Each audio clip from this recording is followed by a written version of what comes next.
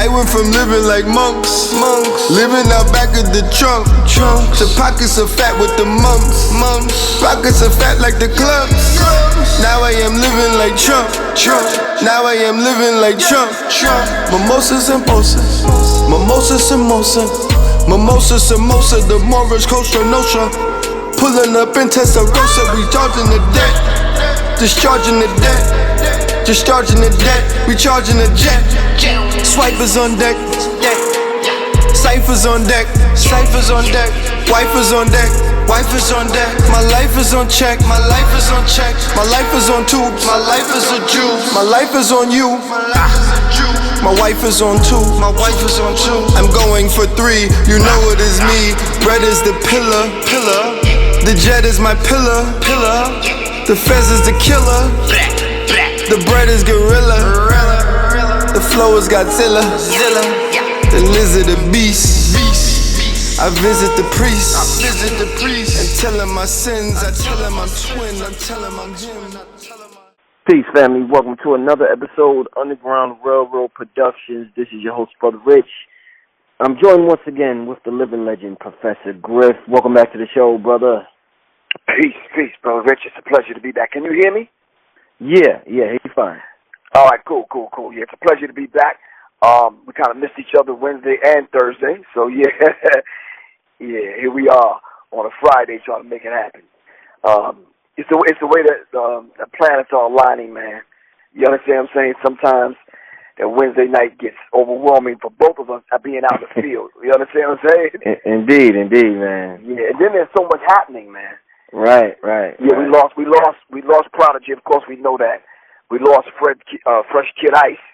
Right, yeah. And then your man Hugh Hefner checked out of here. Oh, yeah, Hugh Hefner passed away? Yeah, the Playboy dude, man. Oh, okay. When he passed away, today? I think it was yesterday, man. Okay, yeah, I didn't even hear about it.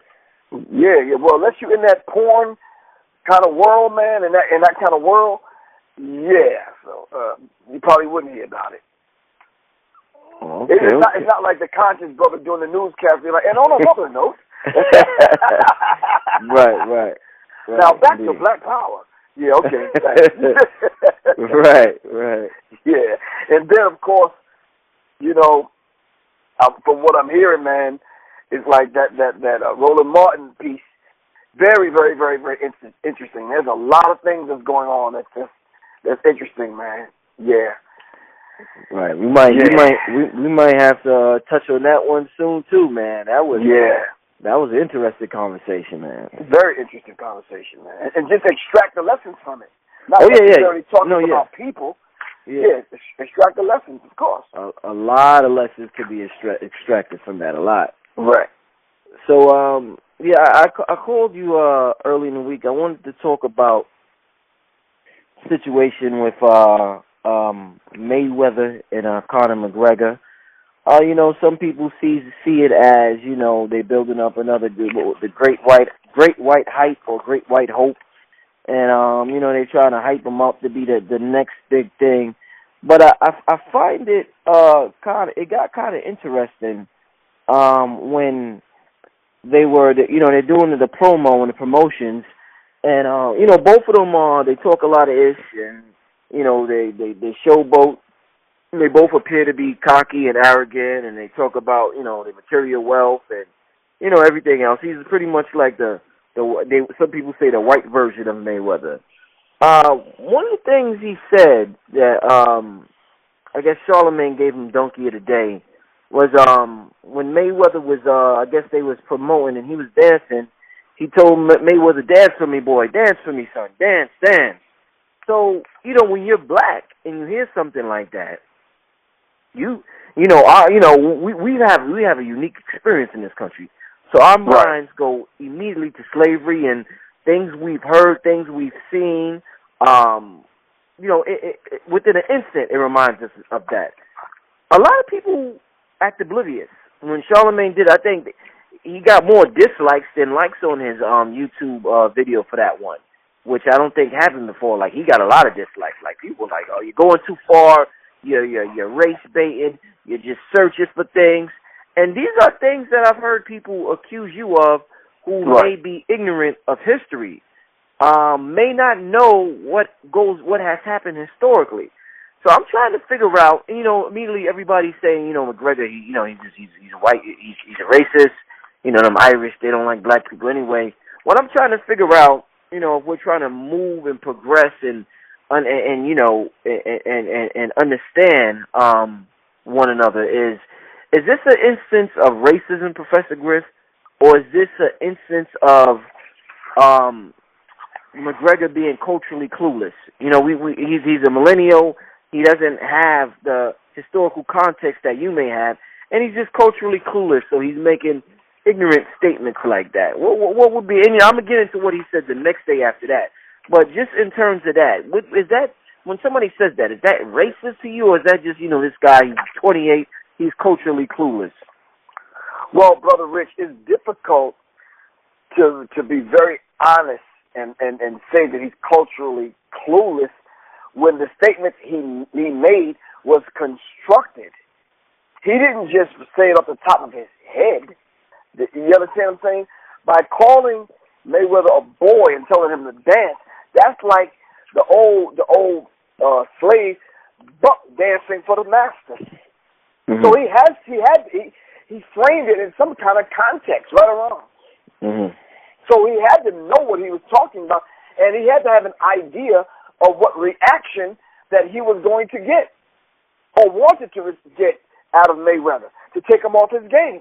It's a psychological trick and tactic, but nonetheless, he knows exactly what he's doing. He knows what buttons to push to take Mayweather off his game. He wants Mayweather to come into the ring, which is a square, a square circle. I'm dropping that out there for everybody that read the book Symbology. He's trying to take Mayweather off his square, so to speak, in the boxing ring. So to throw stuff like that out there and then get Mayweather to respond, now it's feeding the beast. And he grows larger and larger and larger than life, like Black Dot teaches. Once you get people to focus in on that one individual by what he's saying, doing his antics or whatever, then all the energy is in his corner. Mm. And by that time, Mayweather is sucked dry from beating back the racism. Mayweather needs to stay focused. You understand what I'm saying? And focus on the fight as opposed to all the madness that this guy is talking. And it is pure madness.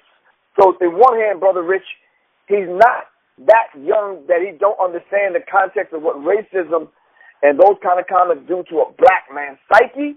And then on the other hand, it's kind of old and tired, man. You understand what I'm saying? Mm-hmm. I don't know whether or not he's trying to pull a Muhammad Ali move. I'm not, but even if he is, he's going about it in the wrong way. So he's trying to tap those very sensitive buttons, racial or racially charged statements that he's making. He's trying to push the sensitive racial triggers, so to speak. And I think everyone can see that. I'm glad to see that Mayweather is rising above it. And I'm not sure if Mayweather, I'm sure he has, but I'm just saying, I'm not sure Mayweather had to deal with this in his 40-some-odd fights that he won, 49. I'm not sure if he had to deal with this degree of racism. Mm-hmm. Now, he may have experienced it, I'm sure he has, but Dr. Francis Cress Welsing talked about racism, white supremacy, when it comes to the 9 areas, and one of the 9 areas is entertainment. So, of course, it's racism, brother, which to answer your question very directly. Mm. Now, what do you think about when you hear, usually when an individual like McGregor gets accused of racism, a typical response may be, hey, some of my best friends are black. So what do you take away from that response? If a person may say something that appears to be racist, and you're like, damn, you racist as hell. And they're like, well, some of my friends are black. Like, what do you take away from that statement? What I take away from that statement is this, Brother Rich. A, we don't know your goddamn friends. And your friends are not the ones making a statement. And then, but you can't use your friends as your background singers when you're the one making a statement. Your friends, you probably never made that statement around your friends. So regardless of, they could be your coworkers. They could just work on the job with you. What kind of friends are these black people that you claim we have? I'm afraid to ask the question, but I think I should right here. How black is your friend? How conscious is your friends? How politically and culturally astute are your friends? So how do we know where your friends? Your friends can just be some dumbasses. You understand what I'm saying? And buck dancing and dancing like the boy you want Mayweather to be. So no, we don't know your goddamn friends. If that's the case, if you're going to use them as the support unit, then why don't you present your friends and let us question your friends and see whether and why they're actually allowing you to say what you're saying in their presence? Maybe we need to check them at the same time checking you. We understand what this is about. The whole idea when people say that they have some of their best friends are black. In some cases, they probably ain't seen some of their friends in years, Brother Rich. You understand what I'm saying? Right. We don't know the position their friends in. Their friends probably get around them and want to be neutral. I don't see color. You understand? I just want to blend in. I just want to get along. They could be Rodney King type. We don't know that. What we do know is your ass made a statement that we need to check you about. Yeah, we'll deal with your friends a little bit later on. So, but historically speaking, black men have fought hard and have reacted to people that have called the black man boy. Why, though, Brother Rich? If you peel apart and piece apart Dr. Frances Cress Welsing's book, The ISIS Papers, she talks about the family consisting of mother, father, boy, girl, well, man, woman, boy, girl, and baby. Now, historically, black men have fought not to be called no boy. All right? But as soon as we say, here come the man, we automatically think the white man, right or wrong. Mm-hmm. And since black men are walking around now with women's clothes on, carrying man purses, and effeminized, right? And historically, black men didn't want to be called boy, so now we got two choices because that rules out the woman, that rules out boy, and now that leaves the girl and the baby. Black men are not going to refer to one another, oh, that's my girl. We may refer to grown black women that way. We're not going to refer to grown black men that way. That rules that out. Last but not least, we have baby. If you listen to the language of hip-hoppers, rappers, this is the language we use. What's up, baby? What's good? You hear that on the street of New York all the time. You understand what I'm saying? Yeah. Yo, meet me at my crib. Well, babies sleep in cribs, right or wrong. Baby language. They're wearing their pants sagging. Babies have shitty diapers and their pants sag. Their diapers sag, right or wrong. Come on, Brother Rich. Everything. Yeah. Flavor used to come on stage sometimes with a pacifier and a baby bottle. There was a movie, Baby Boy, with Tyrese. You understand what I'm saying? And we're playing this baby role to the hilt, man. And that's how the white man sees us. As childish, little babies, boys. So this is why this dude can step up and tell Mayweather, dance for me, boy. You understand what I'm saying? Mm-hmm. But it may not be broken down in this very scientific, symbolic kind of way, subconscious kind of way, and Mayweather may not understand that. But Mayweather know what it's like to be called a boy. Because I'm sure he got some stories from his dad on coming up in the boxing world in America. All of us have gotten it, Brother Rich. I don't respond. My father said, it's not what you call, it's what you respond to. I don't respond to nigga, boy. Yeah, I just don't. Now, some cats may approach me and go, yo, my dude, what's good? Oh, what's good, Chief? You understand what I'm saying? What's happening, man? And this is language under racism and white supremacy, but this is black vernacular. We don't mean anything when we call one another, baby, what's good, baby? What's happening? You understand? We don't mean anything by it, but we become conditioned, Brother Rich, stimulus and response. So this is the language under racism and white supremacy. And it has become the black vernacular to the point where this is what we call and this is what we respond to. So, yeah, it's almost like these songs that you hear nowadays, it's almost like you don't get out on the dance floor and dance to them. You just have to feel them, man, and whatever it makes you do. You understand what I'm saying? Mm-hmm. Sometimes the lyric means so much, you just recite the lyrics, like, to yourself or to the people around you.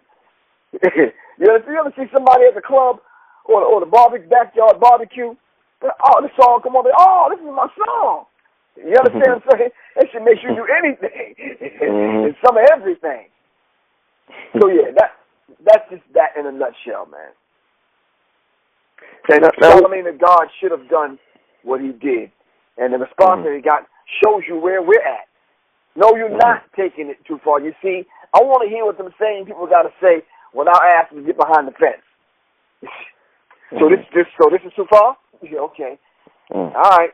Because they think me and you are going to be the only ones back there. Me and you and a few other people in the conscious community. Nah. Because after they get up, they're rounding them up. Right or wrong.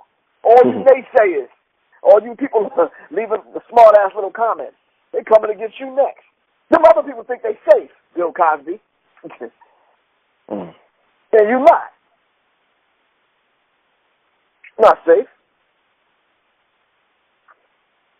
Now, what if the situation was a little different, Professor Griff? And what if, let's say, a brother that was Native American told me that I was racist for celebrating Thanksgiving? You know, I go around and I say, Happy Thanksgiving to everybody. And, he was standing there and I'm telling somebody on the phone, Happy Thanksgiving, and I'm telling everybody how happy I am that it's Thanksgiving and I'm getting ready to eat. And the brother, tells me about the historical context of Thanksgiving, and I just tell him, well, I don't know nothing about that. This is what I was taught, so this is what I do. Is it okay for him to call me a racist, or am I being culturally clueless? Because I'm trying to figure out, once these things get passed down from generation to generation, is the recipient of that, are we just simply unaware? So would it be safe to say that I'm racist for celebrating Thanksgiving because of historically what happened on Thanksgiving? First of all, you don't have the power or the position, the finances, the resources, the support, or any of those things to be racist, Brother Rich. You as a black man cannot be racist. You can say what you want to about Thanksgiving. You don't have the power to shut Thanksgiving down, now do you? You don't have power to manipulate the turkey farms and all the places where they get cranberry sauce and stuffing and everything that they do. You're not that powerful where you could shut Thanksgiving down on the major networks. You're not going to stop the millions of dollars that flow through that holiday. You don't have the power to be racist. You understand what I'm saying? You can't do nothing but run your mouth, Brother Rich. So to that brother that called you racist because you say Happy Thanksgiving, no, you're not culturally clueless either. Because culturally speaking, we've been programmed this way. And in most cases, we do these things as a way to get through, Brother Rich. Mm-hmm.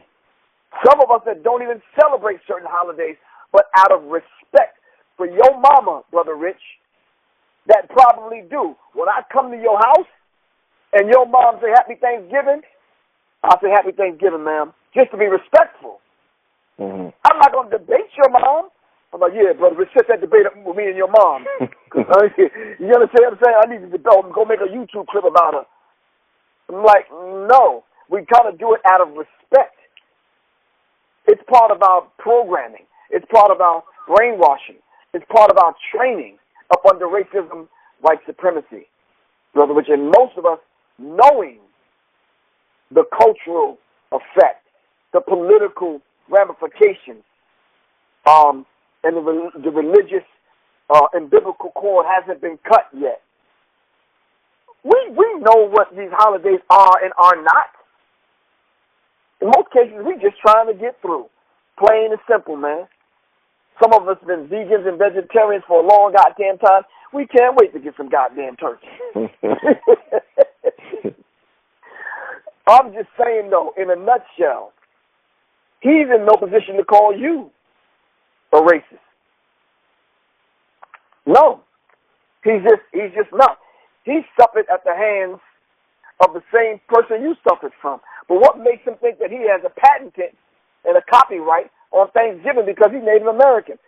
Black men and women were the first Native Americans. Mm. So, yeah, he needs to rethink that thing. Mm-hmm. Now, it could have called you ignorant, and that's not a bad term. Ignorance simply means you choose to ignore the truth about Thanksgiving. Do you think, all right, so after being accused of being a racist, he managed to be even more racist, some would say, McGregor. He said he can't be racist because he's half black when he was on stage. He said he's half black from the belly button down, referring to his genitalia being black, the stereotype that black men, stereotype that black men are well endowed. So, some black men, some people will consider that a compliment. Like, yo, you guys, that's a good stereotype. You guys are considered to be well endowed. That's a good stereotype. Talk to me about how can this be dangerous to black men to have that stereotype about being well endowed? How could this be dangerous to the rest of the world, Professor Griff? For those who may not see it as being something bad for McGregor to say, like, oh, that's a compliment. He didn't say nothing bad. How can that not be good? Well, people that are listening to even this, Brother Rich, and don't understand historically, black men have been tormented simply because the black man is known to be well endowed. Mm-hmm. What do you mean by that, Professor Griff? Symbolically speaking, when Dr. Francis Cress Welsing talks about in the culture of racism, white supremacy, white men revere, honor, respect black in private and in secret. Never will they never say it to the world openly and consciously. What do you mean by that, Professor Griff? She talks about in her book, The ISIS Papers, penis envy. And racism, white supremacy, and the white man under racism, white supremacy plays these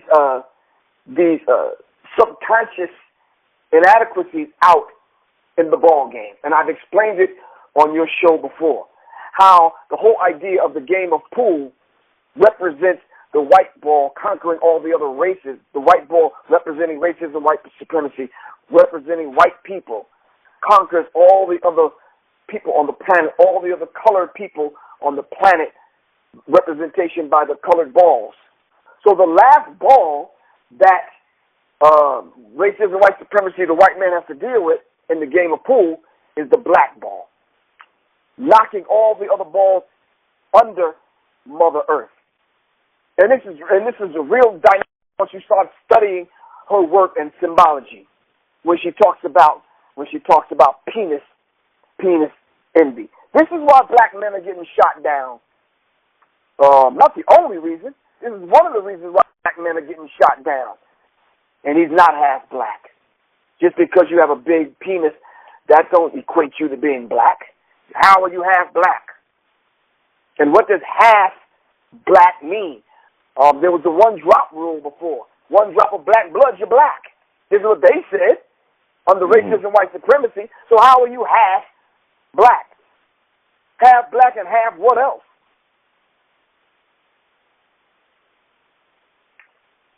So no, we're not falling for the slick language and talk because he knows he has just because they're having this fight in the era of Donald Trump, man. Come on, brother.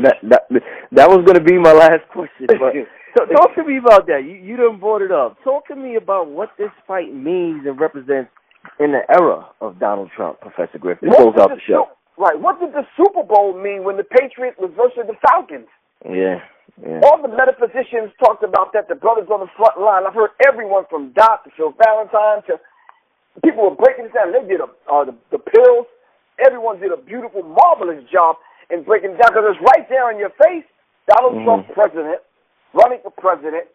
So the Patriots now, because everybody was reclaiming and restating their patriotism and loyalty to not only Donald Trump but to America and to the great white cause. And everybody wanted to be all patriotic. So I'm not sure if they threw the game, but Heru fell and failed when he went up against the Patriots. You understand what I'm saying? The Falcons failed miserably. The colors that the Falcons wore was red and black. Those are revolutionary colors in certain cultures in Africa. I believe it's a Yoruba tradition, that red and black. Warrior colors. So I'm saying to you, in the day and age of Donald Trump wanting to make America great again, what better way to do that than have a great white hope again in the boxing world? What better way to do that to have Rocky 12 or whatever they're up to now, 15, but in real life, conquering the black man, conquering the greatest boxer. Let me tell you something, if Mayweather pulled this off, they're saying he'll be the greatest boxer ever if he could pull this off. And then he's going to break the record of Rocky Marciano. Right, I believe. right. Yeah. You know all that energy they're doing, witchcraft, black and white magic right now. I'm telling you, man. I'm telling you, and I think Mayweather knows this, that he has to win. Because Donald Trump has his chest stuck out and big, bad. Let me tell you something, man. Every few years, white people got to put out a superhero white boy movie. You understand what I'm saying? In order to check everything else that's going on the globe. Got to be a superhero white boy. All right? Because they're playing chess. And we know that. So we have to understand this particular dynamic with their psyche now, not necessarily what we really seeing on the surface. So no, McGregor, whatever your damn name is, I'm half black from the waist down. But I'm mixed with a little black. I'm mixed with some Mandingo, some Zulu, some Mau Mau, and some other stuff. Thank you. Trying to take our birthright. Stop that, man. No, it just don't work that way. This is why they have to come up with the little blue pill, Brother Rich. That's my take on that shit. I definitely appreciate your take, Professor Griff. I know the people want to hear from you about this. And leave the people your contact information. Let them know what you got coming up, brother. People can reach me, as always, at 678-557-2919. Just go to my website, www.professorgriff.me, professorgriff.me. And you can email me at seriousmindsinfo@gmail.com. Brother Rich, they've been giving me hell, man. So I'm trying to keep my show up and running, but they've been cutting me off. Like, I was doing the show the other night, man. The whole power went out. The whole grid I was in went out. 10 blocks in every direction. So I had no power. But anyway, my show comes on every Wednesday night, 9 o'clock. And I'm going to start doing it sporadically. Like I might do one tomorrow and a couple of days after that, just to kind of let people know I'm awake and aware. There's different things going on around the globe that we should be talking about. I know a lot of people don't agree with the Two Live crew, but Fresh Kid Ice was my man. I understood what the dynamic he was dealing with in reference to his inability to use his arm and that kind of thing. We still kind of looking into how he died.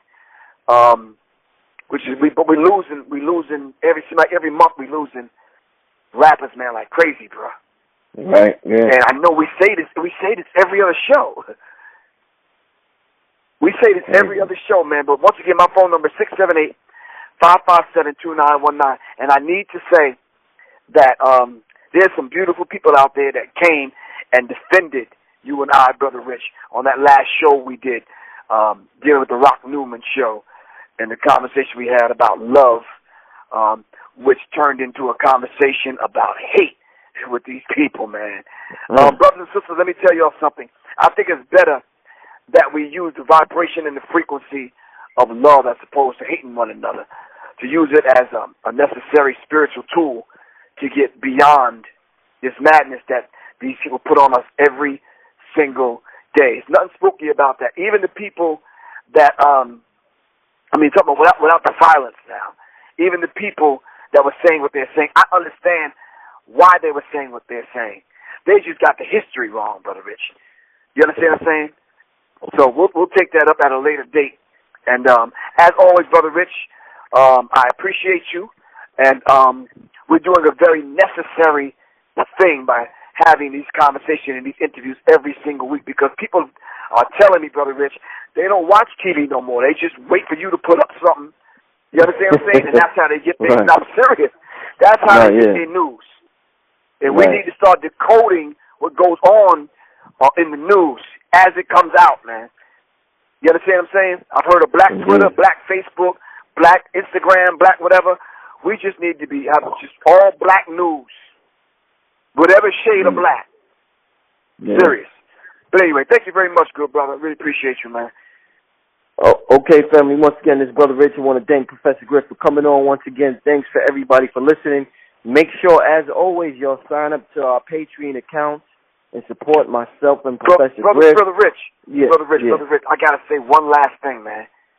I am doing another class that's starting in August. It's only going to be 3 days, man. Okay. But I'm talking about preparedness, man. It's a very necessary class that people have to take. Indeed. I'm talking about straight up preparedness, and I'm going to go over the black pack and what we need to have in the black pack in order for us to survive in case the stuff go down. The lights went out in the whole grid, and it was hard to find a candle. You understand what I'm saying? It's like, man, are we really truly prepared, Brother Rich? But I'm sorry if I cut you off, man. But go on. Man, it's all good. That's important. That is very important, man. We have to have that class, man. Yeah. So shout out to you and also King Simon, who always gives us the preparedness tools that we need. And make sure that Professor Griff's information will be in the description, just in case you want to hit him up as well. I want to thank everybody for listening. Like I said, make sure you're signed up to the Patreon to support myself and Professor Griff so we can continue to deliver these news to y'all. We sign out, family. We're going to see you next week, all right? Peace.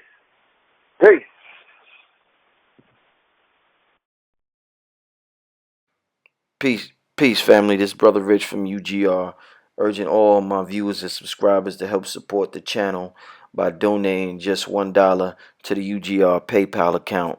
We appreciate the viewership and support, and we understand the power of $1. If you benefit in any way, shape, or form, we ask that you donate $1, whether it be monthly, bi-monthly, quarterly, or yearly, so that we can build our brand to compete with the NBCs, the MTVs, and the Foxes of the world. I figured since Kanye could ask Mark Zuckerberg for $1 billion, I could ask my subscribers to donate $1 so I could make the best possible content possible. The main objective of this channel is to inspire you to become the greatest version of yourself. So hopefully throughout the years of you watching this program, you have been inspired to become the greatest version of yourself. If you would like to donate, you could go to www.paypal.com and send a donation to richandmerit7@yahoo.com. Thank you and enjoy the rest of your program. I went from living like monks, living out back of the trunk, to pockets of fat with the monks, pockets of fat like the clubs. Now I am living like Trump. Now I am living like Trump. Mimosas and mimosas, mimosas and mimosa, mimosas and mimosa, the Morris Costa Nostra. pulling up in Testarossa, we charging the debt. Discharging the debt. Discharging the debt. We charging the jet. Swipers on deck. Ciphers on deck. Ciphers on deck. Wipers on deck. Wipers on deck. My life is on check. My life is on check. My life is on tubes. My life is a Jew. My life is on you. My wife is on two. My wife is on two. I'm going for 3. You know it is me. Bread is the pillar. The jet is my pillar. The fez is the killer. The bread is gorilla. The flow is Godzilla. The lizard a beast. I visit the priest. And tell him my sins. I tell him I'm twin. I tell him I'm him.